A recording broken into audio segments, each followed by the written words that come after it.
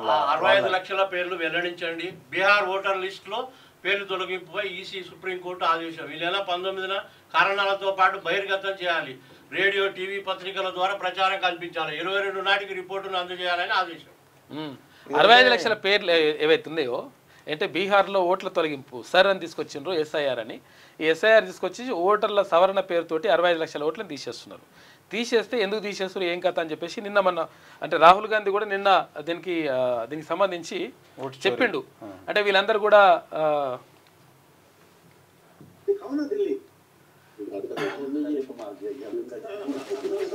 వీళ్ళందరూ చచ్చిపోయిన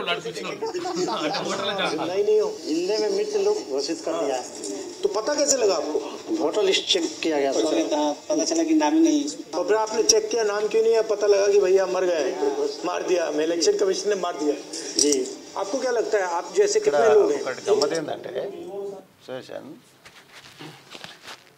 ఈ దేశ అపోజిషన్ లీడరు ఒక ఆరోపణ చేసిండు ఓకే ఆధారాలతో అని అతను కోణంలో. ఓకే ఎలక్షన్ కమిషన్ విధి ఏంది, దాన్ని క్లారిఫై చేయాలి, క్లారిటీ ఇవ్వాలి, పబ్లిక్ టైం ఇవ్వాలి, అపాయింట్మెంట్ ఇవ్వాలి. అపాయింట్మెంట్ ఇవ్వకుండా డోర్ క్లోజ్ చేసుకొని ఇది నీకే నోటీస్. ఎలక్షన్ కమిషన్ అనేది పార్టీ కాదు కదా, చాలా తప్పు విధానం అది. ఎలక్షన్ కమిషన్ నమ్మకం పోతుంది 100%. ఎందుకంటే యాక్చువల్గా నమ్మకం పోతుంది. ప్రజాస్వామ్యానికి పట్టుకొమ్మనే ఎలక్షన్ కమిషన్ పారదర్శకంగా లేకపోతే గతంలో టీఎన్ శేషన్ అంటే ఎందరో నిజాయితీ పనులు పనిచేసిన అది సంస్థ. అది మన ప్రపంచంలో బిగ్గెస్ట్ స్వతంత్ర ప్రతిపత్తి కలిగినటువంటి సంస్థ అది. ప్రపంచంలో బిగ్గెస్ట్ డెమోక్రసీ కంట్రీ మనం. అవును, దాంట్లో ప్రధాన పాత్ర ఎలక్షన్ కమిషన్ది. అట్లా ఉండడానికి కారణం అటు దానిపైన చెడ్డ పేరు వచ్చి విలువ పోయినాక ఇంకేముంది? ఇంకా ఎట్లా నమ్మకం ఎట్లుంటుంది? నమ్మకం ఉండదు. ఎలక్షన్స్ మీద నమ్మకం ఉండదు, దీని మీద నమ్మకం ఉండదు.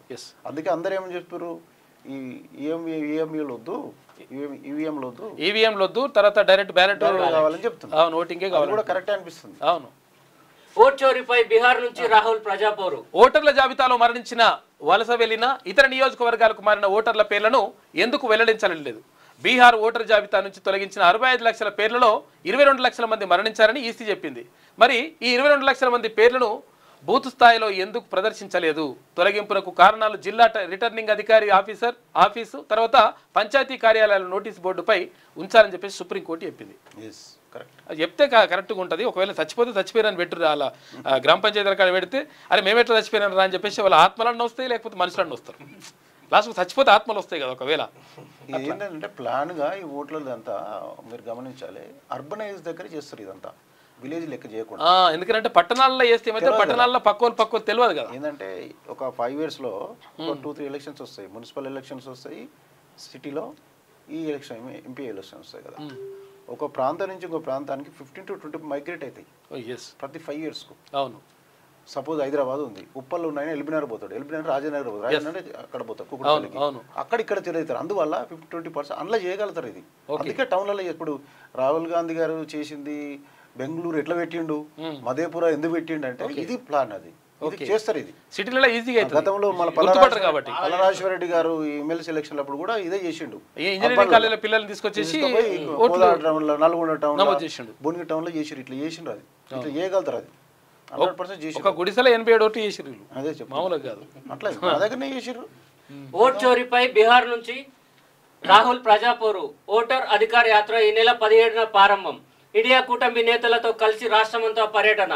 సెప్టెంబర్ 1న పాట్నాలో భారీ బహిరంగ సభతో ముగింపు. కలిసి రావాలని బీహార్ యువతకు పిలుపు. అయితే మొత్తం మీద ఓట్ చోరీ పైన దేశవ్యాప్తంగా అంటే పోరాటం చేయాలని చెప్పేసి భావిస్తున్నారు. అందులో భాగంగా నడుస్తూ ఉన్నది.